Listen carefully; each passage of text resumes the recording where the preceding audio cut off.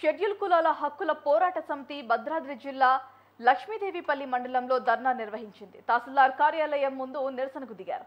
Agency ప్రాంతం పేరుతో అభివృద్ధితో దగాపడ్డ దళితులను ఎస్టీలతో పాటుగా అభివృద్ధి చేయాలని మండల కమిటీ అధ్యక్షులు బొమ్మరి శ్రీనివాస్ డిమాండ్ చేశారు. స్థానిక ఎస్పీ రిజర్వేషన్ను అమలు చేయాలని డిమాండ్ చేశారు.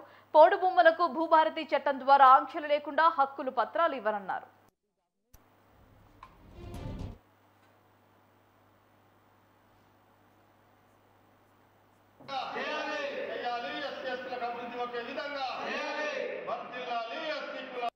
ప్రాంతంలో ఉన్న ఎస్టీ కులాల రైతులకు హక్కు పత్రాలు, ఎస్టీ రైతుల హక్కు పత్రాలు, ఎస్టీ రైతులకు హక్కు పత్రాలు, ఎస్సీ ఎస్టీలకు అభివృద్ధి ఒకే విధంగా, ఎస్సీ ఎస్టీలకు అభివృద్ధి ఒకే విధంగా.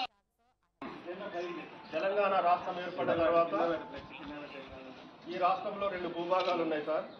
ఏజెన్సీ భూభాగంలో ఉండబడినటువంటి ఎస్సీలకు స్థానికంగా హక్కులు లేకుండా పోయినాయి సార్. ఈ మెమోరియల్ ఇచ్చి దీన్ని గవర్నమెంట్ కంపల్సరీ రికమెండ్ చేయమని చెప్పి మేము డిమాండ్ పెట్టుకొని చేయడం జరుగుతుంది. మన టేకలపల్లి జరిగింది, ఇవాళ ఇక్కడ జరిగింది. ఇట్లా 5 జిల్లాల మండలాల్లో కూడా ఎంఆర్ఓలకు వినతిపత్రం సమర్పించడం జరుగుతుంది.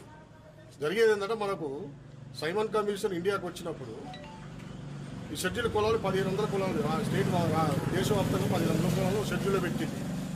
ఏమని అంటరానితనానికి అస్పృశ్యతకు గురయ్యే కులాలని మొత్తం దేశవ్యాప్తంగా తీసి 1500 కులాలు షెడ్యూల్లో పెట్టి షెడ్యూల్ క్యాస్ట్లు అన్నది 750 కులాలను 750 కులాలను షెడ్యూల్లో పెట్టి షెడ్యూల్ ట్రైబ్ అన్నది. అందుకే షెడ్యూల్ ట్రైబ్ షెడ్యూల్ క్యాస్ట్ అనేది వేరు కాదు. ఈ 2 విడదీయాలని బంధం, అన్నదమ్ముల బంధం. ఇలాంటి బంధాన్ని రాజ్యాంగంలో కలిపి పెడితే అంబేద్కర్ గారు ఈ ఆలోచన పాలకులు ఏం చేస్తారంటే ఎస్సీలను విడదీసి ఎస్సీలకు మినహాయించేస్తారు. 170 ఏరియా ఎప్పుడైతే వచ్చిందో 70లో ఆ 170 ఏరియా కానుంచి ఏంటంటే అగ్రకులాలు అక్కడ ప్రవేశించకూడదనే రూల్ని అది దళితులైన ఎస్సీలకు